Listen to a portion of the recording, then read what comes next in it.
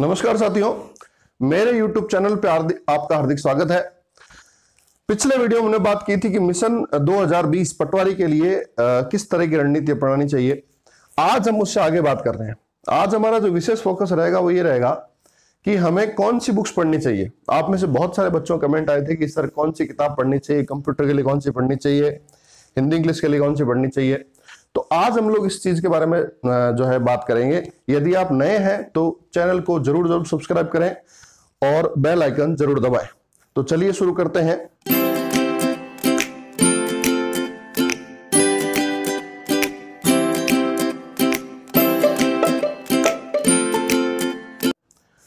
देखिए, तो हम लोग बात कर रहे थे, पिछले वीडियो अगर नहीं देखा तो पहले वो देखें आप। हमने उसमें टारगेट वगैरह की बात की थी। आज देखना हमारा जो सिलेबस है, अपन ने पिछली क्लास में बात की थी कि 5 भागों में बटा हुआ है। सबको पता होगा ये बात भाई। 5 भागों में बटा है। भाग 1, भाग 2, भाग 3, भाग 4 और भाग 5, भाग 5। अब मेरी बात को समझने का प्रयास करना। सबसे पहले सबसे मोस्ट इंपॉर्टेंट थिंग जो है आपको वो ये करनी है कि सबसे पहले आपको अपने पास सिलेबस रखना है। सबसे बड़ी टिप आज की यही है कि हमेशा आपके पास अपना खुद का सिलेबस होना चाहिए। आपके पास विस्तृत अपना पाठ्यक्रम होना चाहिए। आप जिस भी एग्जाम की तैयारी कर रहे हैं उसका सिलेबस आपकी टेबल पे हमेशा होना चाहिए, जिस टेबल पे आप पढ़ाई करते हैं। ध्यान रखना, ऐसा एक रूल है कि हमेशा तैयारी करने से पहले, कोई भी टॉपिक पढ़ने से पहले एक बार आपको सिलेबस को रोज गो थ्रू होना है। रोज एक बार आपके सिलेबस को जो है आपको अपनी आंखों से निकालना है। इतना करने से ही आप दूसरे बच्चों से बहुत आगे हो जाएंगे। मेरी जो पहली टिप्स है वो ये है कि आपको सिलेबस अपने पास रखना है और हमेशा सिलेबस कंसल्ट करना है। जब भी आपको टॉपिक पढ़े जैसे परसेंटेज, तो एक बार आप जरूर कंसल्ट करें कि इसमें क्या दिया हुआ है ऐसा। तो ये ध्यान रखना कि आपको सबसे पहले सिलेबस अपने पास रखना है। मेरी बात समझ में आ रही है भी सबको? तो चलिए शुरू करते हैं। सबसे पहला भाग है भाग 1। भाग 1 में एक विज्ञान आता है। अच्छा, विज्ञान आता है, इतिहास आएगा, भूगोल आएगा, राजनीति आएगा और करंट अफेयर आएगा। यानी लगभग 1, 2, 3, 4 और 5 सेक्शन आते हैं। 38 क्वेश्चन आएंगे। 38 क्वेश्चन आएंगे और 5 सेक्शन आते हैं। तो मैं बात करता हूं कि 38/5, तो लगभग 3, 7, 7, 5, 35, लगभग जो है हम मान सकते हैं कि ऑन एन एवरेज हर इस चीज से जो है 7 क्वेश्चन आएंगे। 7 क्वेश्चन लगभग माने जा सकते हैं विज्ञान से, इतिहास से, भूगोल से, राजनीति से और करंट अफेयर से। अब एक चीज समझो कि करंट अफेयर से सबसे 7 क्वेश्चन आएंगे, तो 7, 5, 35, 35, 35 ही हुए, 38 नहीं हुए। तो ध्यान रखना, 38 नहीं हुए तो ये जो 3 क्वेश्चन एक्स्ट्रा हैं वो मुझे लगता है कि विज्ञान में ज्यादा आएंगे।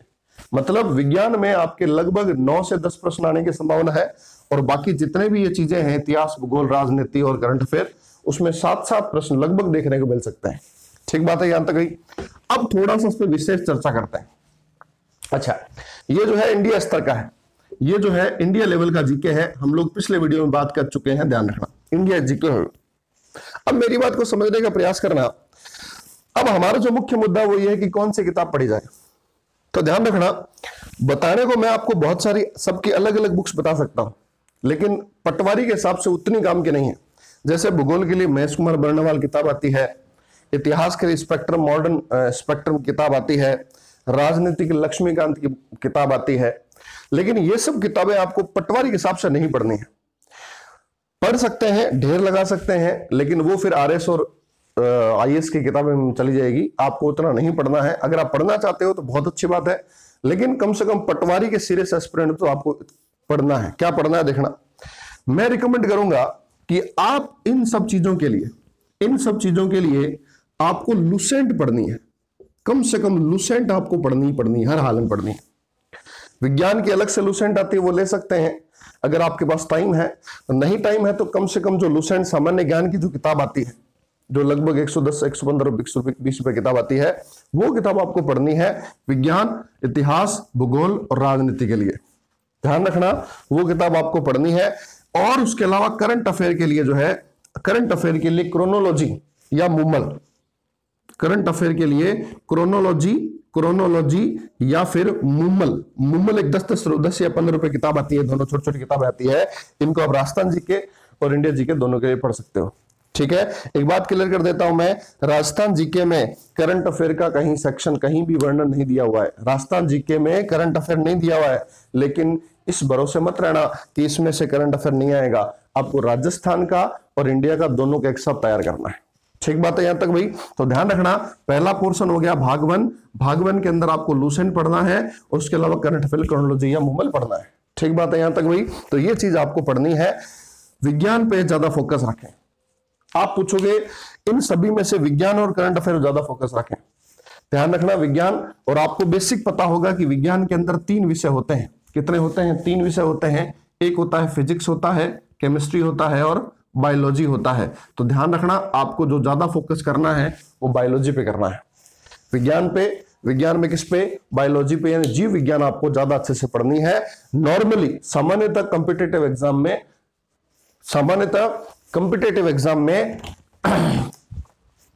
कॉम्पिटिटिव एग्जाम में बायोलॉजी ही जो है वो आती है, बायोलॉजी ज्यादा आती है, इसलिए आपको बायोलॉजी पढ़नी है। क्लियर है मेरी बात यहां तक भाई? विज्ञान में कौन सा बताओ? बायोलॉजी। बायोलॉजी के अंदर भी आपके सिलेबस के अंदर जो है तंत्र दिए हुए हैं, अलग अलग प्रकार के तंत्र दिए हुए हैं। श्वसन तंत्र, जैसे श्वसन तंत्र हो गया, परिसंचरण तंत्र हो गया, ठीक है, पाचन तंत्र हो गया। तो इस तरह के तंत्र आपको जरूर पढ़ने हैं। लगभग 8 या 9 तंत्र है, वो आपको पढ़ने हैं। उसके अलावा रोग आपको पक्का से पढ़ने हैं। 100% ध्यान रखना, रोग आपको पढ़ना है। और वैसे भी रोगों का एक दौर चल रहा है अभी, रोग आपको पक्का पढ़ने ही पढ़ने हैं। उसके अलावा मानव स्वास्थ्य और पोषण, मानव स्वास्थ्य यानी रोग वगैरह, यानी पोषण आपको पक्का पढ़ के जाना है। आज मेरा वीडियो आप जो है इसको ध्यान से सुन लो, मेरी बात नोट कर लो। हर हाल में आपके पोषण से सवाल पूछेगा ही पूछेगा। पोषण में क्या क्या? तो पोषण में आपको पता है कार्बोहाइड्रेट, पोषण में आपको पता है प्रोटीन, और पोषण में कार्बोहाइड्रेट, प्रोटीन और क्या बताओ भाई? फैट यानी वसा। ये सब चीजों के बारे में आपको अच्छे से पढ़ना है। ध्यान रखना, अगर आप चाहते हो कि मैं इस पे वीडियो बनाऊं तो मैं बना सकता हूं। आप नीचे कमेंट सेक्शन में लिख के बता सकते हो। मैंने 2-3 वीडियो जो है साइंस पे बनाए हैं, आप उनको जाके जरूर देखें। तो यहां तक मेरी बात समझ में आ रही है क्या? इसके अलावा आपको कुछ भी दिमाग नहीं लगाना है। ध्यान रखना, ये जो एकदम सटीक रणनीति है, इसके अलावा दिमाग नहीं लगाना है। आगे बढ़ते हैं दूसरे पार्ट पे। दूसरे पार्ट पढ़ते हैं। दूसरा पार्ट कौन सा बताओ? भाग 2 राजस्थान का है। कला, संस्कृति, भूगोल, इतिहास और राजनीति। इसके बारे में आपको क्या पढ़ना है? देखना बच्चों, इसके बारे में आपको ये पढ़ना है, इसके बारे में आपको क्या पढ़ना है तो देखना, इसके बारे में आप कोई भी एक गाइड पढ़ सकते हो। जी हाँ, कोई भी गाइड पढ़ सकते हो। इस पूरे पोर्शन के लिए गाइड आती है। लक्ष्य पढ़ सकते हो आप, लक्ष्य पढ़ सकते हो आप। पेनोरमा की जो गाइड आ सकती है वो गाइड पढ़ सकते हो। लक्ष्य पढ़ सकते हो, पेनोरमा पढ़ सकते हो। और क्या पढ़ सकते हो? एक चेटक की किताब आती है, चेटक की, वो पढ़ सकते हो। ध्यान रखना, इसके लिए कोई भी गाइड पढ़ सकते हो, सारी सफिशिएंट है। हाँ, लक्ष्य में थोड़ा सा क्या है कि मैटर ज्यादा है। पेनोरमा बहुत अच्छी किताब है, ये भी अच्छी किताब है। तो इन तीनों में से कोई भी एक किताब आप चुन लो और पढ़ लो। एक किताब पढ़नी है, ध्यान रखना, एक किताब आपको पढ़नी है इन तीनों में से। क्लियर हुई मेरी बात भाई? यहां तक इसमें सारा क्लियर हो जाएगा आपके। अच्छा, एक चीज मैं बता रहा हूं, मैंने कला संस्कृति की एक प्लेलिस्ट डाल रखी है। उसमें लगभग 12-13 वीडियो होंगे कला संस्कृति के, 12-13-15। उन वीडियो को एक बार जरूर देखें। अगर आपको पसंद आते हैं वीडियो, अगर आपको लगता है कि मेरा टीचिंग मेथड ठीक है, तो आप मुझे बताएं, मैं उस पर और भी डालूंगा। मेरी सीरीज कंटिन्यू चल रही है। उसके अलावा एक चीज और ध्यान रखना, यहाँ पे भूगोल जो है ना, भूगोल वो खाली हेडिंग में दिया हुआ है, लेकिन सिलेबस में एक भी टॉपिक भूगोल का नहीं है। कई बच्चों ने पूछा कि सर इसमें भूगोल आएगा कि नहीं आएगा? तो ध्यान रखना, इसमें भूगोल जो है वो टॉपिक नहीं दिया हुआ है, लेकिन सिलेबस मेंशन है। इसका मतलब यह है कि भूगोल आएगा ही आएगा। ध्यान रखना, हमें भूगोल पढ़ना है, भूगोल की सामान्य विशेषताएं पढ़नी है। ध्यान रखना, भूगोल जो है वो छोड़ के नहीं जाना है। पटवारी के एग्जाम में बिना भूगोल के नहीं होगा, इसलिए हो सकता है प्रश्न कम आए, लेकिन आपको भूगोल पढ़ना है। ठीक बात है यहां तक भाई? ठीक है, आगे बढ़ते हैं। उसके अलावा बात करते हैं इतिहास की। तो इतिहास तो वैसे बहुत लंबा चौड़ा है, सारा राजवंश और वो सारे पढ़ने हैं, लेकिन मैं आपको 2-3 टॉपिक बता रहा हूं जो पक्का पढ़ने हैं। उसमें सवाल आएगा। जैसे एक टॉपिक आता है बच्चों, जैसे एक टॉपिक आता है आपका एकीकरण। 100% एक पन्ने का, 1.5 पन्ने का टॉपिक है, 1-1.5 घंटे का पूरा वो उसका वीडियो बनेगा। एकीकरण में से हर हाल में सवाल बनेगा। तो एक तो आपको पढ़ना है एकीकरण। पिछली बार भी बना था, ठीक है। एक आपको पढ़ना है 1857 की क्रांति, एक आपको पढ़ना है किरण, दूसरा आपको पढ़ना है 1857 की क्रांति, क्रांति पढ़नी है। तीसरा आपको जो टॉपिक पढ़ना है वो पढ़ना है बिजोलिया, बिजोलिया आंदोलन पढ़ना है, सॉरी किसान आंदोलन, जितने भी किसान आंदोलन हुए थे ये वो पढ़ने हैं। और आपको पढ़ना है प्रजामंडल, प्रजामंडल पढ़ना है। कम से कम ये 4 टॉपिक आपको इतिहास में हर हाल में पढ़ने हैं। एकीकरण पढ़ना है, क्रांति पढ़नी है, किसान आंदोलन, प्रजामंडल, इन 4 टॉपिक को विशेष फोकस करके आपको पढ़ना है। ये 4 टॉपिक में से क्वेश्चन पूछने की बहुत ज्यादा संभावना है। फिर रिपीट कर रहा हूं, एकीकरण से बहुत ज्यादा क्वेश्चन आएंगे। ठीक बात है यहां तक भाई? तो ये वाली बात अपनी भाग 2 के बारे में हो जाती है। अब बात करते हैं भाग 3 की। तो भाग 3 जो है उसमें 2 टॉपिक है, हिंदी और अंग्रेजी, 2 टॉपिक है। क्वेश्चन कितना आएंगे? 22 क्वेश्चन आएंगे। तो देखो 22 क्वेश्चन आएंगे और क्या करना है आपको देखना। हिंदी और अंग्रेजी में आपको क्या करना है कि हिंदी के लिए पहले हम लोग हिंदी की बात करेंगे। हिंदी के लिए राजस्थान की बोर्ड की 9वीं से 12वीं तक की बुक आती है नवीन व्याकरण, राजस्थान बोर्ड की नवीन व्याकरण करके किताब आती है। यह किताब हिंदी की 9 से 12 तक सफिशिएंट है। राजस्थान बोर्ड की 9 से 12 तक किताब न, इस किताब को जरूर पढ़ें, यही किताब आपका बेस बनाएगी। इस किताब को स्किप ना करें प्लीज, इस किताब को स्किप ना करें। अगर आपने किताब पढ़ ली है और आपको और अच्छे से पढ़ना है हिंदी, तो आप फिर राघव प्रकाश पर जा सकते हैं। राघव प्रकाश या इंदिरा अशोक जो है, इन दोनों में से भी राघव प्रकाश। तो ध्यान रखना, दोनों किताबें पढ़ सकते हैं, लेकिन एक किताब पढ़नी है तो कम से कम आपको ये किताब पक्का पढ़ना चाहिए। बोर्ड की किताब है, ऑथेंटिक किताब है, सही किताब है। तो ये चीज आपको ध्यान रखनी है। क्लियर है मेरी बात भाई?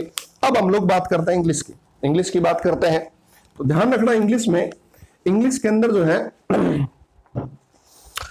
इंग्लिश के अंदर जो है एक किताब आती है plinth to paramount, plinth to paramount, plinth to paramount एक किताब आती है अंग्रेजी की। प्लिंथ टू पैरामाउंट आती है, नीतू सिंह नाम है इसके राइटर का, नीतू मैम, नीतू सिंह की बुक आती है प्लिंथ टू पैरामाउंट। वो किताब आप पढ़ सकते हैं, वो किताब पढ़ सकते हैं। लेकिन बच्चों एक चीज ध्यान रखना कि जब भी आप कोई किताब पढ़ो, जैसे ये किताबें अलग अलग है, इतनी सारी किताबें अलग अलग है, तो आपको वही टॉपिक पढ़ना है जो सिलेबस में है। जैसे 1 वर्ड सब्स्टिट्यूशन है तो वही पढ़ना है आपको, सब कुछ नहीं पढ़ना है इस किताब में। जो आपके सिलेबस में दिया हुआ है वही केवल पढ़ना है, क्योंकि ये जो किताबें हैं वो आपके सिलेबस के अकॉर्डिंग नहीं लिखी हुई है, अब पटवारी के हिसाब से नहीं लिखी हुई है। इसलिए आपको जो भी है वो आपको सिलेबस में क्या टॉपिक है वही पढ़ना है। पूरी किताब मत पढ़ने लग जाना, है ना, कोई फायदा नहीं होगा। तो हिंदी के लिए बता दिया, अंग्रेजी के लिए बता दिया मैंने। ठीक बात है भाई यहां तक? इन दोनों में से मुझे जो एक चीज कॉमन लगती है वो ये है कि आपको ऑफिशियल वोकेबुलरी याद होनी चाहिए। अंग्रेजी से हिंदी के शब्द और हिंदी से अंग्रेजी के शब्द, इन दोनों पे आपको कमांड होनी चाहिए। ठीक है, मैं प्रयास करूंगा कुछ शब्द डालने की, बहुत इंपॉर्टेंट है। लगभग 100-150 शब्द होंगे जिनमें से एग्जाम में 2-3 सवाल आ जाते हैं। ठीक है, जैसे रिकॉर्ड को इंग्लिश में क्या बोलते हैं, हिंदी में क्या बोलते हैं, इस तरह से जो ऑफिशियल जो वोकेबुलरी है वो क्या होती है उसके बारे में चर्चा आपको करनी है, ध्यान रखना है। ठीक बात है यहां तक भाई? अगला पोर्शन आता है आपका मैथ रीजनिंग का। अगला पोर्शन आता है मैथ रीजनिंग का। तो मैथ रीजनिंग के अंदर जो है 45 क्वेश्चन आएंगे, और ऐसा सब्जेक्ट है जिसमें क्वेश्चन बहुत आसानी से प्रैक्टिस से किए जा सकते हैं। ज्यादा पढ़ने की नहीं, प्रैक्टिस की जरूरत होती है। क्या करना है इसके लिए? आपको एक किताब आती है रामनिवास मथुरिया। कौन सी किताब आती है भाई? रामनिवास मथुरिया किताब आती है। रामनिवास मथुरिया अगर किताब आती है, इस किताब को आप पक्का पढ़ें। अगर आपने कभी नहीं पढ़ी है तो रीजनिंग के लिए और मैथ्स के लिए, दोनों के लिए अलग अलग बुक्स आती है रामनिवास मथुरिया की, वो पढ़ सकते हैं। ठीक है, मैथ्स के लिए रामनिवास मथुरिया, रीजनिंग के लिए दोनों किताबें बहुत सरल भाषा में है और पढ़ी जा सकती है। अगर आपको और अच्छी इससे मैथ्स में और एडवांस किताब पढ़नी है तो आप RS अग्रवाल किताब पढ़ सकते हैं, लेकिन मुझे नहीं लगता किताब को जाने की जरूरत है। रामनिवास मथुरिया साहब का काम बन जाएगा। ठीक बात है यहां तक भाई? अब आती है साहब, लास्ट की बात आती है कंप्यूटर की। तो हम लोग कंप्यूटर की बात करेंगे तो कंप्यूटर के क्वेश्चन कितने आएंगे बताओ? 15। बहुत इजी सब्जेक्ट है, 1 या 2 या 3 रीडिंग से आपका काम हो जाएगा। तो ध्यान रखना, कंप्यूटर की बात करेंगे तो कंप्यूटर के अंदर जो है, कंप्यूटर के अंदर कौन सी किताब पढ़नी है आपको? तो कंप्यूटर की भी लूसेंट कंप्यूटर किताब आती है। लुसेंट की कंप्यूटर की किताब आती है, वो किताब आप पढ़ सकते हैं। लुसेंट की कंप्यूटर किताब आती है, वो किताब भी आप पढ़ सकते हैं। ये किताब पढ़ ली है, अगर आपने पढ़ चुके हैं और लेवल बढ़ाना है आपको, इससे भी एडवांस की बात करनी है, तो आप जो है आरएससीआईटी के लिए विजय गुरु एक किताब आती है बच्चों, विजय गुरु की मोस्ट इंपॉर्टेंट, ये किताब आप पढ़ सकते हैं। हरे कलर की छोटी सी किताब आती है आरएससीआईटी वाली, विजय गुरु करके आती है, विजय गुरु ऐसा करके नाम है उसका, वो पढ़ सकते हैं। तो ये दो किताबें में से कोई भी किताब पढ़ लेंगे तो आपका काम हो जाएगा। हाँ, अगर आप थोड़ा सा एडवांस नॉलेज चाहते हैं तो ये किताब पढ़ें, नहीं तो इस किताब से आपका काम हो जाएगा। क्लियर है मेरी बात यहां तक भाई? तो ये बात होगी कंप्यूटर की।